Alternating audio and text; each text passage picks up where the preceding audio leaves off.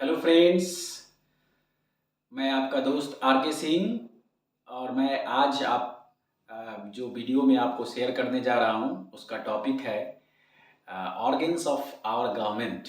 यानी हमारी जो सरकार है, हमारा देश है, देश की जो सरकार है उसके जो ऑर्गन्स होते हैं, किसी भी देश की सरकार को चलाने के लिए सपोर्टिव जो चीज़ें होती हैं वो बहुत इम्पॉर्टेंट रोल अदा करती है। उसमें से हमारे देश का जो ऑर्गन्स है वो 3 ऑर्गन्स है।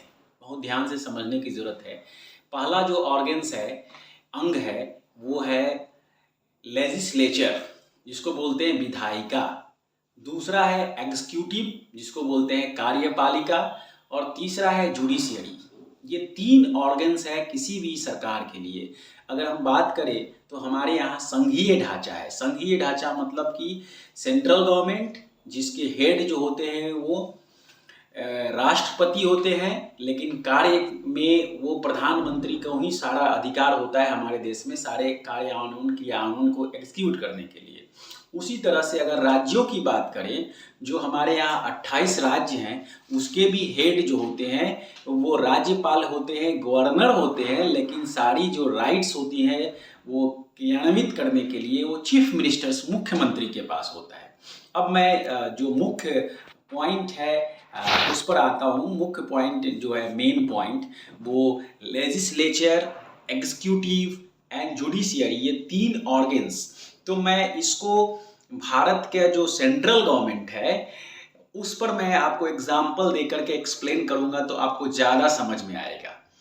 तो सबसे पहले हम लोग लेते हैं लेजिस्लेचर यानी विधायिका। विधायिका का मतलब ही होता है जहां पर विधेयक पारित हो। विधेयक मतलब कानून, विधेयक मतलब कानून, रूल। यानी आप ये समझ लीजिए कि किसी भी देश को चलाने के लिए कोई ना कोई रूल बुक, कानून होना चाहिए, रूल होना चाहिए, लिखित संविधान होनी चाहिए। तो एज वी नो दैट, जैसा कि हम पहले जानते हैं कि हमारे देश में पहले से ही संविधान बन चुका है, लेकिन उस संविधान में और भी बहुत सारे संशोधन होते रहते हैं, क्रियान्वयन होती है, चेंजेस होते रहते हैं। उसी के लिए हमारे देश में दिल्ली में, जो हमारे देश की कैपिटल है, राजधानी है, देश की राजधानी है, वहाँ पर संसद भवन है। जो 2 पार्लियामेंट होता है उसको बोलते हैं लोकसभा और राज्यसभा। यानी लोकसभा मीन्स लोअर हाउस, ध्यान से समझिएगा, राज्यसभा मीन्स अपर हाउस। तो ये जो 2 हाउसेज हैं ये बहुत इंपॉर्टेंट होते हैं किसी भी देश के लिए। हमारे यहाँ, हमारे कंट्री की, we are talking about the India, तो भारत की बात कर रहे हैं। तो भारत में जो विधेयक जो पारित होता है, यानी नई कानून व्यवस्थाएं जो लागू होती है, उसमें लोकसभा और राज्यसभा का बहुत बड़ा इम्पॉर्टेंट रोल होता है। तो सपोज मैं आपको एक एग्जाम्पल देकर बता दूं, जैसे कि अभी कुछ दिन पहले एक कानून आया था, CAA, citizenship amendment act. Actually वो एक्ट पहले बिल था, CAB, सिटीजनशिप अमेंडमेंट बिल। यानी बिल, जब तक कोई कानून नहीं बनता है वो बिल होता है, कानून बनने के बाद एक्ट बन जाता है।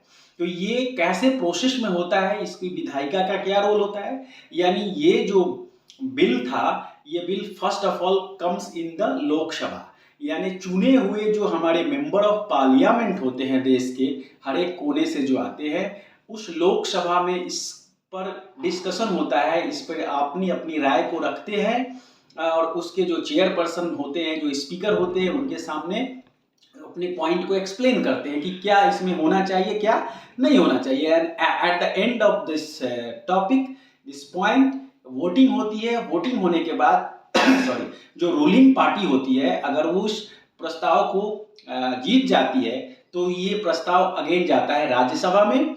देन अगेन सेम प्रोसेस होता है। जो चुने हुए राज्यसभा के जो मेंबर्स होते हैं वो 6 साल के लिए होते हैं, जहां तक आप जानते होंगे। लोकसभा का जो होता है वो 5 साल के लिए MP बनते हैं, एंड राज्यसभा का जो है 6 साल के लिए होते हैं। उसके बाद उसमें भी सेम डिस्कशन, वहां भी वोटिंग होती है, और वोटिंग होने के बाद ये जाता है तीसरा पोजीशन पर, जो है प्रेसिडेंट ऑफ इंडिया, जो हमारे देश के जो हेड होते हैं, सर्वोच्च नागरिक जिसको कहा जाता है, वहां पर जाता है। और वहां जाने के बाद जब उनकी साइन और स्टाम्प लग जाती है तो वहां पर ये कानून जो है वो कानून बन जाता है, बिल। यानी इसमें थोड़ा सा एक और चीज़ मैं ऐड कर देना चाह रहा हूँ भारत के राष्ट्रपति के बारे में, कि भारत के राष्ट्रपति के पास किसी भी कानून को 14 डेज 14 दिन तक अपने पास डिटेन कर रखने का ही अधिकार है। ओनली 14 डेज, 14 दिन में 2 टाइम्स, यानी 2 बार ही कानून को वो रिटर्न कर सकते हैं कैबिनेट को। 1 time, second time and third time they have to bound, वो साइन करने के लिए बाध्य है। तो ये हो गया आपका लेजिस्लेचर। सेकेंड आते हैं हम लोग एग्जीक्यूटिव, यानी जो एग्जीक्यूटिव बॉडी होती है, यानी हिंदी में कहते हैं कार्यपालिका, यानी जो भी कानून बन गया उस कानून को क्रियान्वयन करने के लिए इम्प्लीमेंट करना है, वो जो चुने हुए इलेक्टिव जो पर्सन होते हैं, जो मंत्री होते हैं, और जो इलेक्टेड और सेलेक्टेड, या और जो एग्जाम दे करके जो पर्सन आते हैं, डीएम है, एसपी है, बीडीओ है, सीओ है, डीएसपी है, ये सब मिल करके उसको साथ में उस चीज़ को इम्प्लीमेंट करते हैं। और फाइनली जो ये हो गया आपका कार्यपालिका, यानी कार्य को इम्प्लीमेंट करना। एंड लास्ट हो जाता है आपका जुडिशियरी। 3 अंग में तीसरा है जुडिशियरी। जुडिशियरी का रोल ये हो जाता है कि जब आप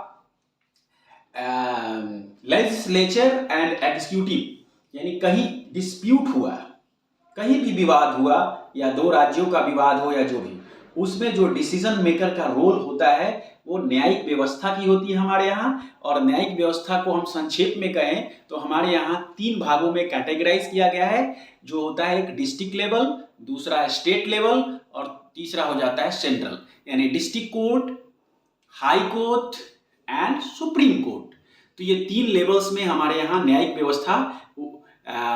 व्यवस्था ऐसी बनाई गई है। इस तरह से हम समझ सकते हैं कि ये तीनों अंग मिल करके हमारे देश की जो गवर्नमेंट है, जो गवर्नमेंट सरकार है, उसको रन करने में काफ़ी मददगार होता है। होप सो ये पूरा जो वीडियो है, आपको ये जो पॉइंट है आपको समझ में आया होगा। नेक्स्ट वीडियो में हम लोग कमिंग पार्ट जो भी आपको बचा हुआ है उसको हम क्लैरिफाई करेंगे। Thank you.